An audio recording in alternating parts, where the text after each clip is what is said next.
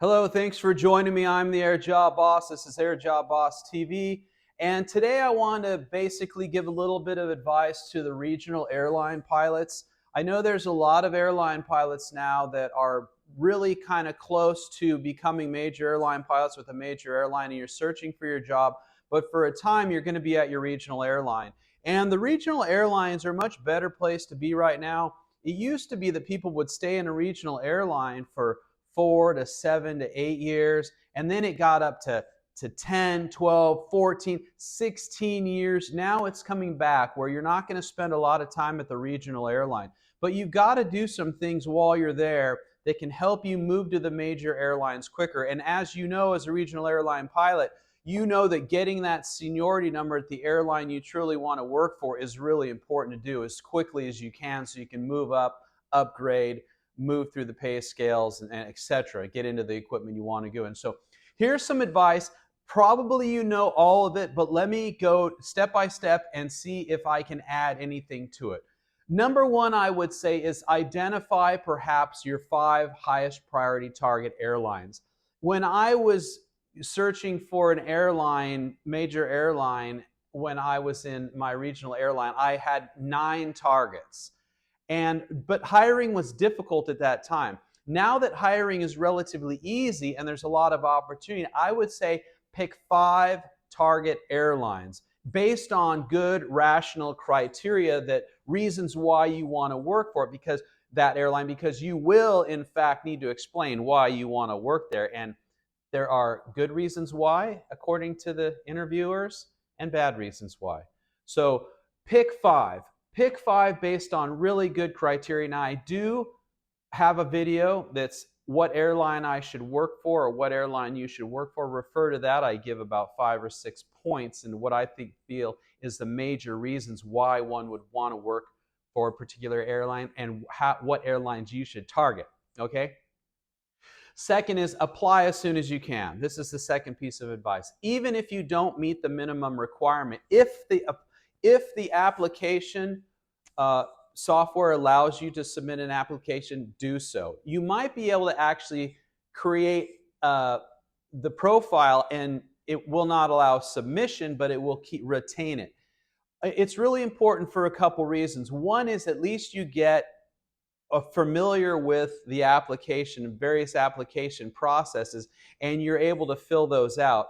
Not only that, you can revise those applications at any time up until the time they're pulled, right? Now, once that application is pulled by that company, they consider that factual record, right? But as you move through, and you might have a refinement, you might have a driving record problem, a failure, a check ride problem, increased hours, another job. So those things always are changing. So once you apply earlier, you can understand what they're looking for. Then this basically sets the pace of update, which is the third point. Update this application often.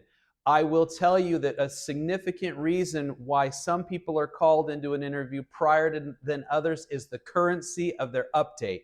I would update, if I was searching for a job and I thought that I was right in the sweet spot, I would update every week, every Sunday, every Saturday or Sunday, so that Monday, when those people start running profiles, you're there with your latest qualifications, okay?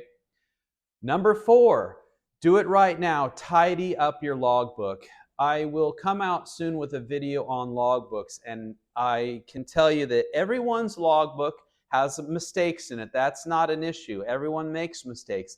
Number 1, they need to be corrected. Number 2, there needs to be a valid reason and explanation for that correction. And number 3, the time all has to add up. For example, your total time that's in the total flight time column only consists of certain things: PIC, SIC, solo, and dual instruction. So if you add up those 4, now it used to be flight engineer also. If you add up all those 3 or 4, it should equal exactly your total flight time. I bet if you go into your logbook, especially if it's a physical logbook and not an electronic logbook, you will find that error. Now, what is the solution? An electronic logbook. This is the solution. If you hold a physical logbook but no electronic logbook, get an electronic logbook and then fill in the reasonable amount of flights. For example, if you've been flying for 20 years, I don't expect every single flight to be on there, but maybe monthly. Add the total months, January of 2000, February 2000, and just line item them in the electronic flybook and get a total running. And then from that point on, probably for the last 6 months, do it by flight. And then from that point on, all by flight per leg. Then once the electronic logbook is reconciled and is accurate, then if you want to keep a physical logbook, which I actually do recommend, then copy the electronic logbook into the physical logbook. Now, as a student pilot, which requires handwritten endorsements, those signatures or endorsements for check rides, those have to be in a physical logbook or an approved electronic logbook. So those will always have to be present, all right?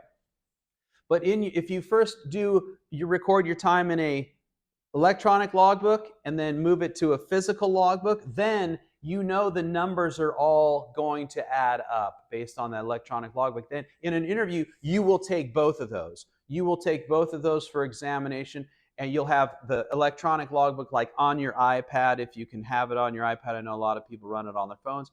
Print out the electronic document, and then have a physical logbook. Then the people that audit your logbook have absolutely no worries about the validity or the accuracy of your logbook. They know what I know, and once they see that, they're going to go, okay, there's really nothing to see here, right? Except we'll maybe get some interesting points on the type of aircraft they've flown, where they've flown, or validate something else. But they're generally looking for your ability to record keep. Is it neat?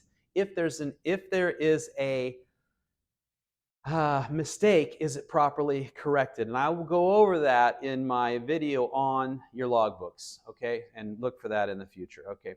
Next thing, fly as much as you can. Everyone has a social life, family, other commitments, but I will say, when there's a saying, when the iron is hot, you press or you strike. One is ironing clothes. When the iron's hot, press. And when the iron is hot, strike. That's from blacksmithing. Bang. The iron is hot. So you need to accumulate as much flight time to meet those minimum requirements to those major airlines, or to advantage yourself against people with less time as soon as possible. Over the next 12 to 24 months, you have to commit yourself to flying 100 hours flight hard time, Part 121 or 135 hard time. If you can, the closest you can get to it, the better. Number one, you will sleep well at night because you'll be working so much. Number two, you'll be earning good money. Number three, you'll be understanding the operation of your airline more in detail to someone who comes to work 50 hours, flight hours a month. Work those hours quickly. Get them in the logbook. Sacrifice these years, these 2 or 3 years. Believe me, it's going to be worth it. Fly as much as you can. Next point is obtain a higher position in the airline. If you already have 3,000 hours total time and you have been at your job your regional for about 3 years, you've got about 1,500, 1,000 hours of PIC, try to get another job in your organization. Check airman, assistant chief pilot, assistant chief accident investigator for the union. Add something to your resume that says, I am more than just a line pilot. I participate in the aviation industry at a much greater level of impact. I have the ability to move into offices, to be an administrator, and to forward the culture and the organizational policies of my airline in a more formal manner than just practicing them. That entry into your application on your resume and talking about that in your interview is going to go a long way. And you're going to maybe not jump in front on the application being pulled and you being called for an interview, because the metrics on that are not really favored by assistant chief pilot or something. They're favored mostly on qualification and hourly basis, even to this day. But anyway, that's another video. But during an interview, talking about your I won't say voluntary work, but your elevation within your organization is really important, because having another job that's administrative in your airline means that you are vested in their culture and you're willing to promote their operational policies to other people that are coming into your company or work underneath you. And that is really important form of leadership. And if you can attain this monicum of leadership at the regional level, they can be assured that you may be doing this at their airline, because every airline needs chief pilots, assistant chief pilots, check airmen. And if you've demonstrated this at the regional airline, it is likely you will be this type of person in their airline, okay? Now, here's another thing you need to do, really important. I run into this problem all the time. If you want to be physically fit, you work out and feed yourself well, right? Get proper sleep, maybe supplement. If you want to prepare yourself for an interview, you do the things you're going to talk about in the interview. You do them right now on your current job. So take the top 10 questions you expect to get on any airline interview. For example, have you ever had a conflict with somebody at work, and how did you resolve it? Write that down. Write down the 10 most difficult or more prevalent questions on the airline interviews, questions that you will expect, and think about these daily. Carry the list with you daily. You will then begin to look for and adapt and find situations that answer these questions. Have you ever broken a federal aviation regulation? Is there ever been a policy in your airline that you disagreed with, but you did it anyway? How did this occur, right? The more familiar you are with these right now, the more stories and situations you'll be able to think of in the future. It is not silly. Carry these with you. A 3x5 card, I don't know, a page in your logbook, on the cover of your iPad, I don't know what. But be conscientious of these questions right now, because I get with people and we're trying to answer these questions, and they might have 10, 15 years of aviation experience and can't come up with, when did you make a quick decision and how did that go? Come on, we make quick decisions all the time, but if you carry the questions around quite a bit, then you'll be on alert to figure out, oh, this question, or this scenario rather, matches this question, and then jot a quick note down, okay? Next thing, it's very similar to this one, but be the pilot today that you're going to claim you are in that interview. For example, are you a company-oriented person? Do you work toward the goals of the company? Think about it. Do you? If you don't, you might want to improve in that area, because companies are very interested in applicants that want to work toward the mission of the company. So are you doing that now? So what is the mission of your current company? What's their operating policies? What are their priorities? Where do they need you the most? What efforts, what area of attention do they need you to be focused on, and are you focusing on this? Once you become into the habit pattern of being a true member of that company and using your talent, skills, and experience to further their goals and work that machine, the more you're going to look like that when you're in an interview. So, is customer service important at your airline? Of course it is. What are you doing on a daily basis to be a great customer service agent for your airline? You should be able to figure that out. You should be doing that daily. Tell me about a time when you've inspired another person at your work. Tell me how you motivate the other people at your work. Are you inspiring the other people at your current job? Are you motivating other people? How do you build rapport with different people? Why is communication important? All these things.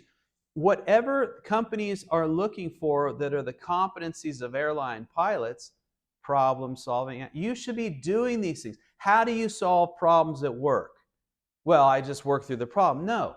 You clearly define the problem. You ask other people to make sure that this is in fact the problem. You solicit solutions. You refer to company manuals. You make a collective decision while collaborating with other people. We make the decision, we delegate tasks, move forward in our planning, evaluate the progress, and redo the plan, right? It's a detailed process that they're looking for. How do you do these things? Analytical thinking, problem solving, uh, leadership, communication, conflict resolution, threat and error management, crew resource management. Think about these things, how your company wants you to deal with them, and deal with them in the manner that the company is, because your answer to most of these questions, like tell me about a time, or tell me why CRM is important, and tell me what CRM means to you.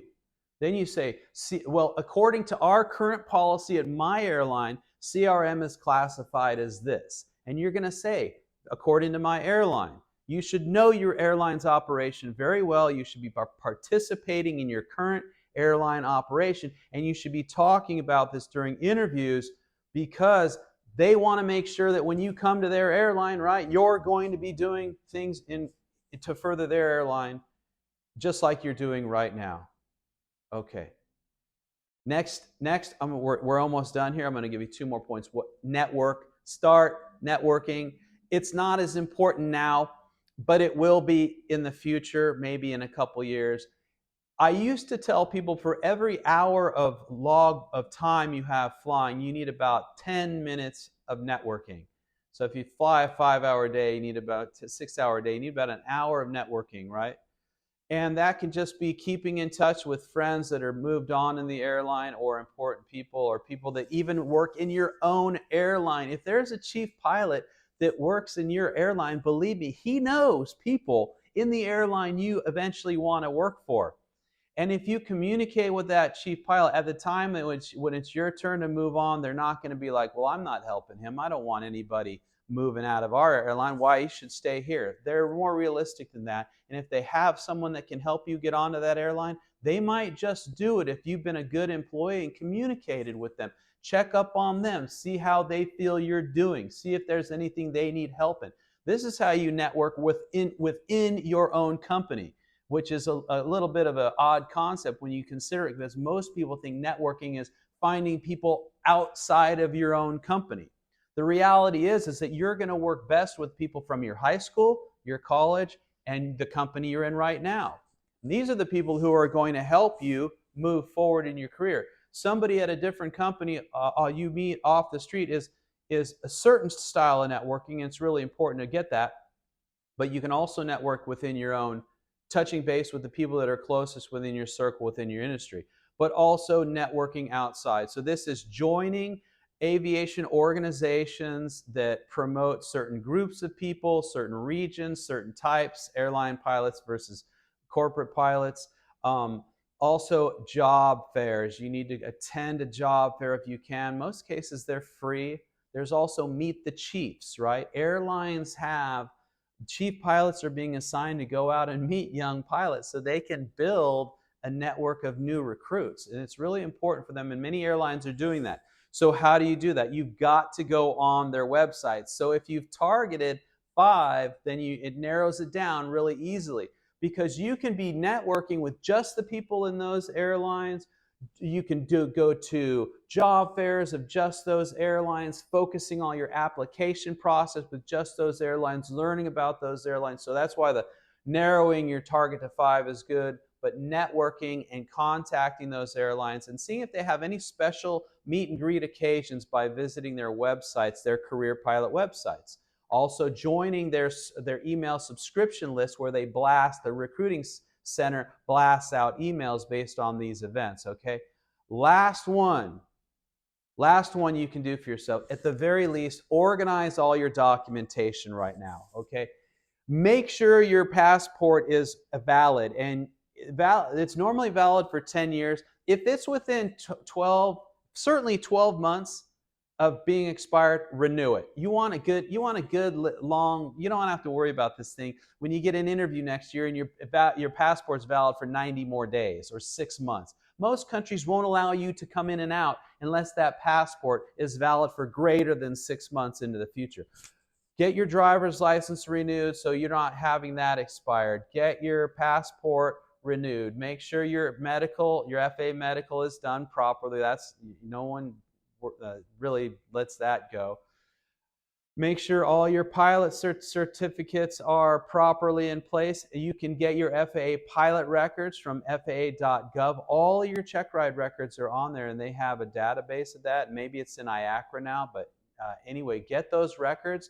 Get your driving records. If you have any violations, criminal-wise, grab that information. If you have any training problems or good training, if you can get the training, your training record at your current company, ask to quote unquote see your training record or your employee file and make sure there's nothing in there that is bad, or if there is something in there that is good, ask them if you can have a copy. I had a captain write a letter for me based on my performance, and I didn't even know it was in there until I went and looked at the employee file, and there it was. And if there's something great in there, ask them if you can get a copy of it. And then during the interview, you could submit these things like, tell us about a time when you've done something great at your airline. But, well, I have this letter here from a captain, blah, and it makes a great story. It's got bona fides and certification in back of it. So look at your employee file, your training file. If you have a negative training record, like you've busted a check ride, try to get that training record and make a copy of it. It has a full explanation, maybe what had happened. It's got the date, the check airman, all this kind of information. And you're going to have to answer this question anyway, right, about a check ride failure. So make sure you got your employee file, training record, any good things. Renew and make sure all the expiration dates on your driver's license, your passport is way in advance. And also make photocopies of all this stuff, right? You're going to make photocopy of it, and you're going to make an electronic JPEG or PDF of it, right? Because you're going to have to submit this. Just get organized on your computer right now and get a file of all your documents. Just make a file on your computer and just put documents or pilot documents, and photocopy and or electronically scan in, or PDF them all into this thing. So you have them ready. You always have them ready. Then if someone needs a printout, you can print it out real quick and carry it out. All right, that's it. That's the AirJobBoss. This is a long one for you regional airline pilots. Now, I will tell you that salaries are increasing. This job is worth a lot of money. It really, if you enter the airline business from 24 years old and start at a regional and retire at 65, those earnings now are probably near $20 million in career earnings. So if you have an interview coming up with an airline you really want to work for and you need my help, I provide one-on-one preparation for that interview at AirJobBoss.com. But before you do anything, you can contact me at info@AirJobBoss.com, and I will answer any questions as to my service to see if my service is right for you.